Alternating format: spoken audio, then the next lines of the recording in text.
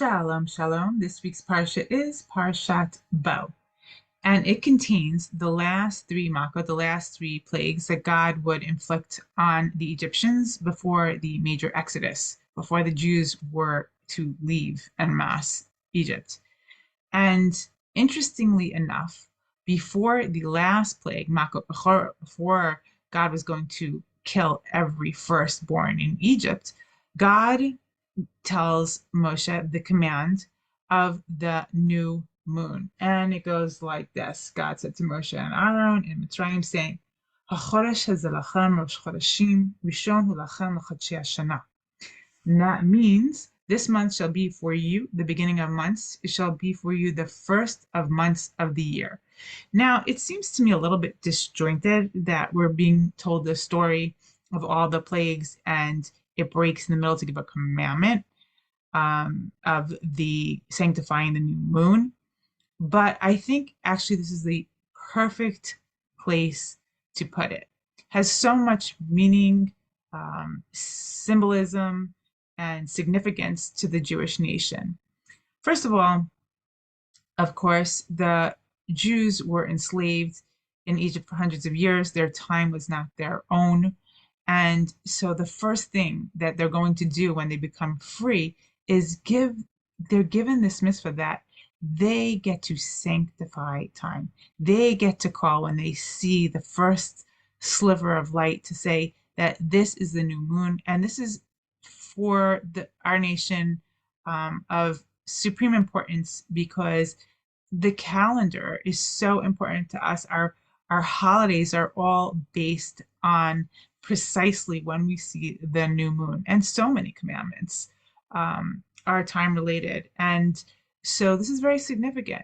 And God says He puts it into our hands now that we're free people to call our time, which means the holidays are based on what we say when we get to serve and to devote that time to God is because we called it, we saw it, we think that's the right time. And God really gave us this first gift as a free nation. And when it says it's the first of months, that we're counting months, the month of Nisan, it's talking about here. It's a little curious because mostly we think as a Jewish nation that our first month is Rosh Hashanah, which is Tishrei, but that is not referring to us as a nation. And I think when God says that this will be the first of the months for you, He's not just saying that Nisan is the first out of the 12th month, right? And then when you get to the 12th month at the end, you start again with the first month, Nisan. I think He's saying what God means is this is the first month of months for you. This is really when your time begins in essence, your birth of a nation, your significance of time is related to this Rosh Chodesh Nisan in Egypt. And the fact that it comes right before right before the plague of the killing of the firstborn, also has great symbolic significance. If you think about it, the moon, which waxes and wanes, really, I think, represents human life in such a way, especially the Jewish nation. I mean, let's divert for a minute and talk about Jews in the exile, right? We get kicked out of a country, we come somewhere. It's not easy for us. It's just the new moon is right. We see a little sliver of light because there's hope. We're somewhere, we're alive. And then we build ourselves up as a nation. And then eventually, as we've done in many different places in the world, we become powerful and a bright light. And we add so much, and we think that things are so good for us that we've reached our heyday, but it never stays that way because we end up becoming like the powers that be, the nations, the influences, and then that light starts to diminish because we're not shining bright the way we should. We're not representing the way we should. And then things start to get a little difficult, a little more difficult till its darkest hour. And I think that the darkest hour, even for the Jewish nation, you have to think how horrifying it was that night on Maku Bechora, where they lock themselves in their houses. They hear screams, painful, horrific, nightmare screams from every single house in Egypt of death, of people dying, and then of the people, their loved ones watching it and screaming out in horror, having to see their loved ones die.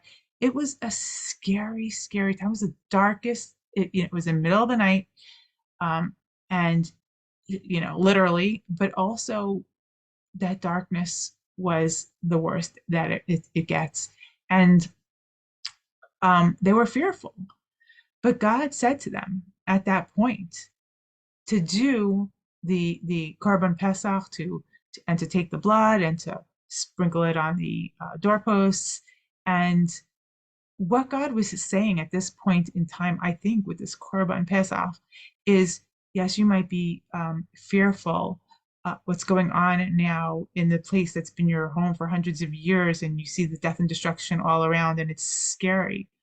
But by you doing this, by you doing what I'm telling you now, it was totally antithetical to everything that Mitzrayim believed. They were killing the god, so to speak, which symbolized that they didn't subscribe to what Egypt thought was their savior, what Egypt believed in, but that they believed, the Jewish nation believed in God. And by them saying that we don't subscribe to their beliefs and we're going to hold on to that faith even in this time where we fear and we hear death and destruction all around, that's what gets them out to the other end, to redemption. And that this was the first of exiles, of many exiles that we went through throughout history. And I think the reason why we're supposed to remember this always for all times is to remember that wherever we go, like I said, like the moon, we will eventually we go somewhere and we eventually flourish, and then things get bad again. But if we hold on, if we don't subscribe, if we don't uh, lower ourselves and just become assimilated or the in our belief system, and just follow, like, you know whatever they do, when it goes against whatever we believe. But if we stay strong to our faith, um, and to what we believe, and which is God, to one true God, and the Torah, then we will make it through, as we have throughout.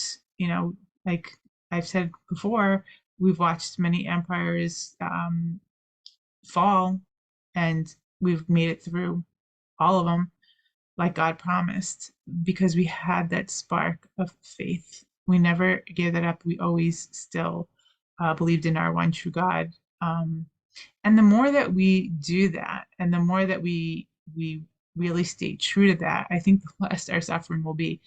Especially here, which is the most suffering I think that any human being can have, is in their own heart and minds.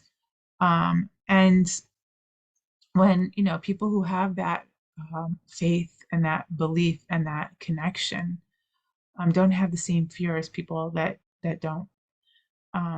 And that's a really big gift that God has given us.